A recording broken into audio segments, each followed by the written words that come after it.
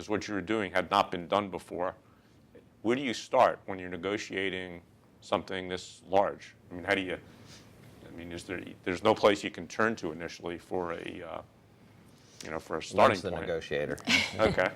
Well, we actually did a little bit of analysis of how things went between NASA and Europe on the Space Lab mission and took some of those lessons learned into account.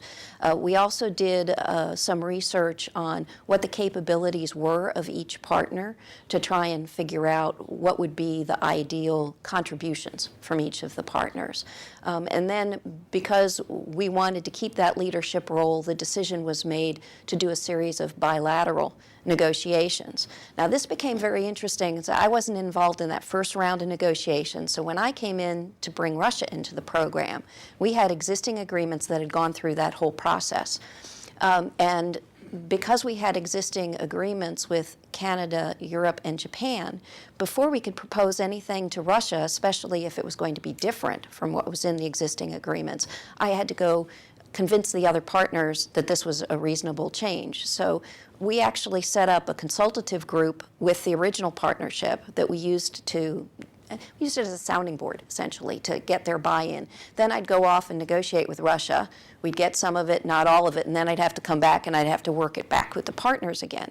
And so I saw some very interesting dynamics. When I was just with the original partners, they had concerns that somehow they were going to be set aside, not as important, because Russia had such a huge capacity. They're going to be playing a major role like the United States, and they were a little bit worried about that. And they had concerns with Russia. They would express to the U.S., but they would never say in front of Russia. Meanwhile, Russia had concerns about the original partners, but they said, they're your partners, you take care of it. So I found myself in this interesting sort of, okay, you got to be the bad guy with the Russians, you got to go take care of this.